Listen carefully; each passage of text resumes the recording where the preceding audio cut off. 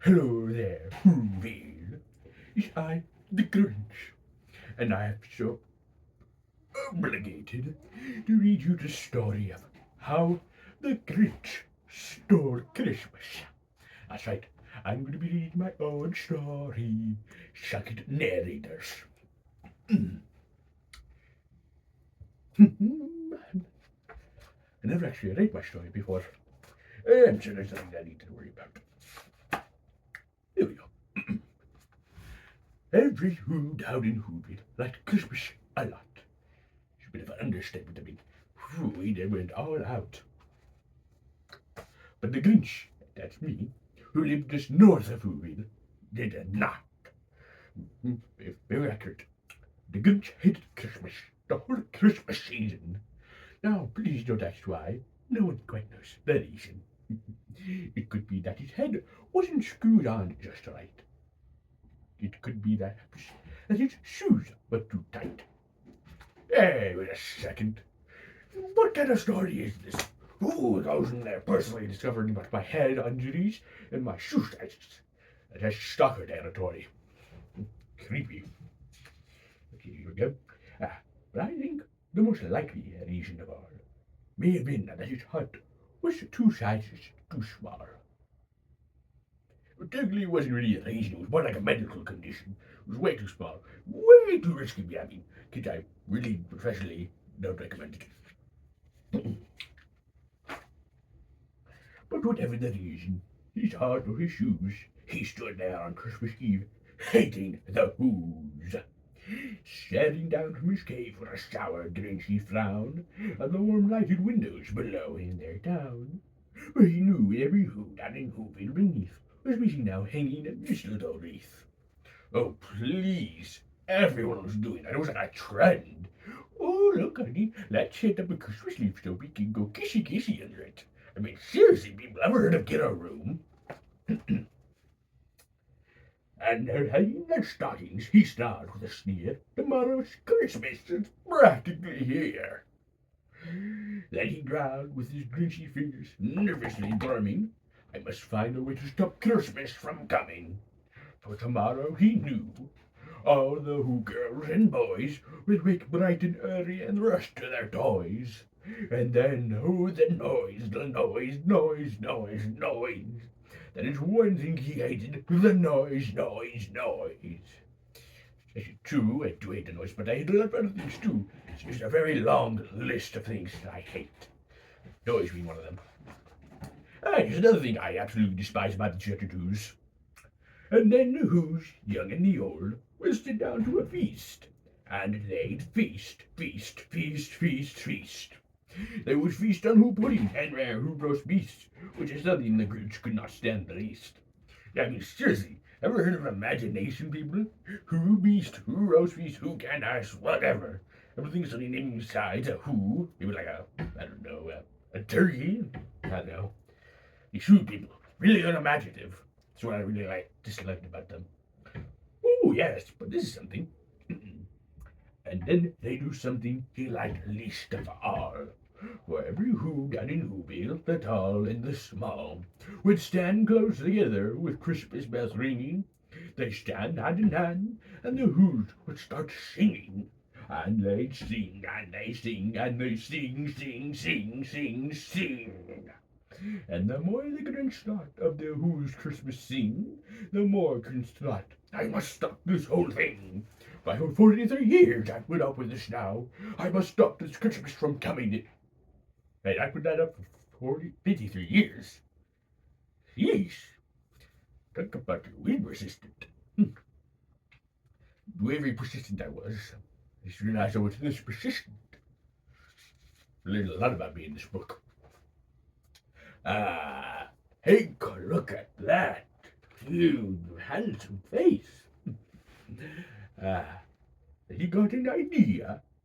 An awful idea. The Grinch got a wonderful, awful idea. Yes, I'm just full of those, aren't I?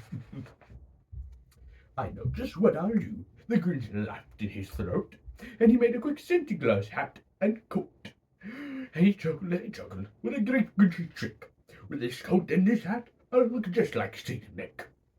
All I need is a reindeer. The Grinch looked around, but since reindeer are scarce, there was none to be found. Oh yeah, seriously, I searched for like hours before doing this plan. Not a single reindeer in sight. It's very hampered my plan. But did it stop the old Grinch? No, the Grinch simply said, if I can't find a reindeer, I'll make one instead. So he colored his dog backs and took some red thread and tied a big horn on top of his head. You know, pet services had told me that was a bit abusive when I did to Max, but you know, he's a dog. He didn't really argue over it. And if he's not gonna argue, I can't really say it was any harm. Then he loaded some bags on some old empty sacks on our circle sleigh and hitched up old Max. Then the girl said, "Giddy up!" and the sleigh straight down to the home where the Who's lay a snooze in their town.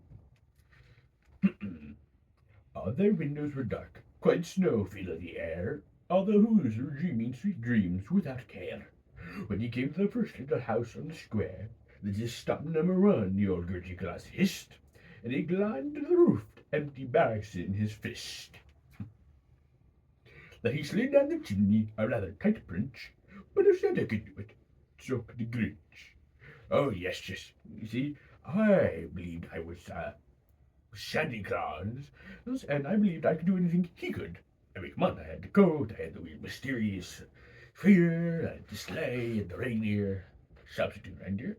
I mean, if he could, fat elf could fly down a sleigh, why couldn't he? Right? Ah, whatever. He only got stuck once for a moment or two.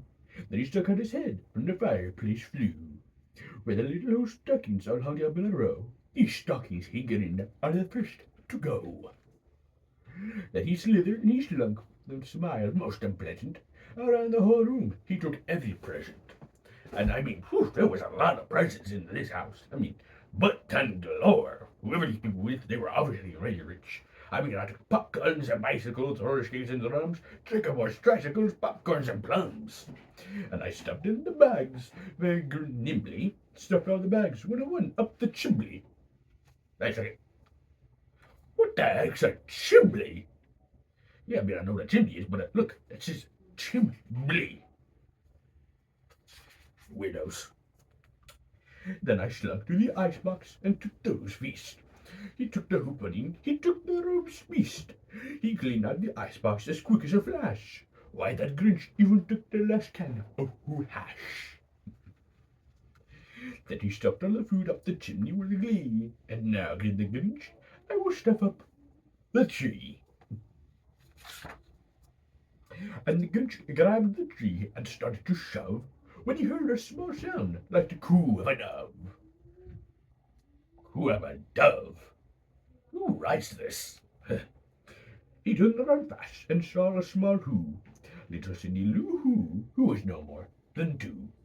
Well, I say she wasn't really two, actually like more around the 3 or 4 area, but I guess he had to make everything rhyme, don't we? The Grinch was caught by this tiny who daughter, who got out of bed for a cup of cold water. She stared at the Grinch and said, Santa Claus, why are you taking our Christmas tree? Why? Yeah, she really had to get that reason down, didn't she?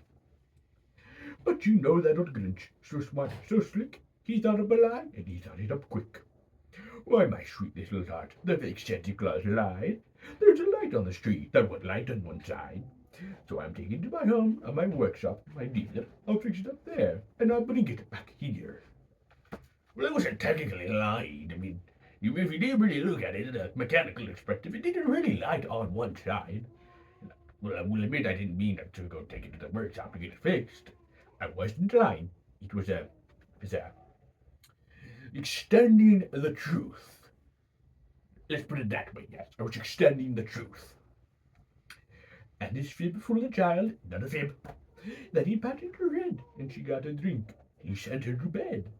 And when Cindy Lou Who was sent to bed with her cup, he went down to the chimney and stuffed the tree up. The last thing he took was a log for the fire. Then he went up the chimney himself, that old, extensive, pioneer. I was a pioneer for cutting the truth. Yes. And there he left nothing but hooks and some wire, and one speck of the food that was all left in this house was a crumb that was too small even for a mouse. Then he did the same thing to the other Who's houses, leaving crumbs much too small for the other Who mouses. It was a quarter past dawn, all the Who's still in bed, all the Who's still a snooze. When he packed up his sled, packed it up with the presents, the ribbons, the wrappings, the tags, the tinsel, the trimming, the trappings. Whew, this really hurts on the old vocal cords. 3,000 feet up the side of Mount Crumpet, he rode with his load to the tip-top to dump it. Pooh-hoo, said the Who's. He was grinchily humming. They'll find out that no Christmas is coming. They're just walking up. I know just what they'll do. The mouth will hang open for a minute or two. Then the Who's down in Whoville would all cry, boo-hoo. That's more what I was expecting. Boo-hoo, boo-hoo. All these Who's just really have to hang on to the word hoo, hoo, hoo. That is a noise, grinned the Grinch, that I simply must hear. So he paused and put his Grinchy hand to his Grinchy ear. And he did hear a sound starting over the snow. It started in low, then it started to grow. But the sound wasn't sad. Why, it sounded merry. It couldn't be so, but it was merry, very. Wow, you're creative with that one. He stared down at Whoville, the Grinch popped his eyes. They shook. What he saw was a shocking surprise. Every Who down in Whoville, the tall and small, was singing without any presents at all. He hadn't stopped Christmas from coming. It came some way or another just the same.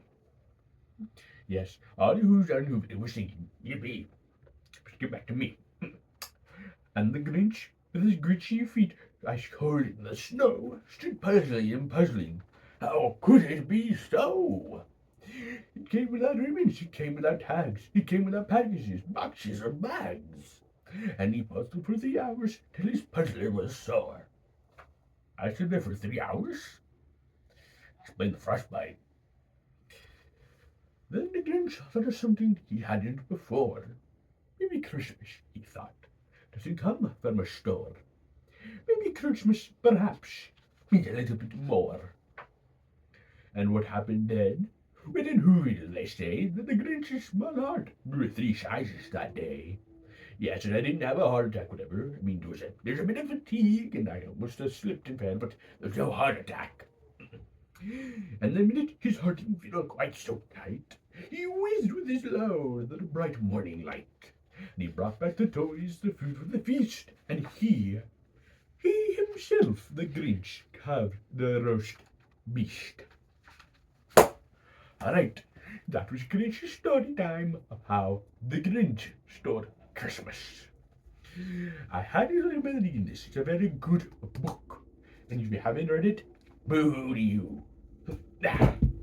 Well, I've done my part. I don't need to do this anymore. See you, suckers.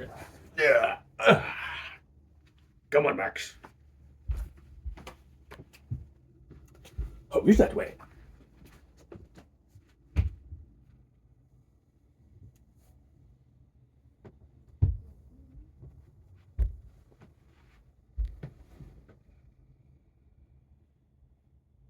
Max.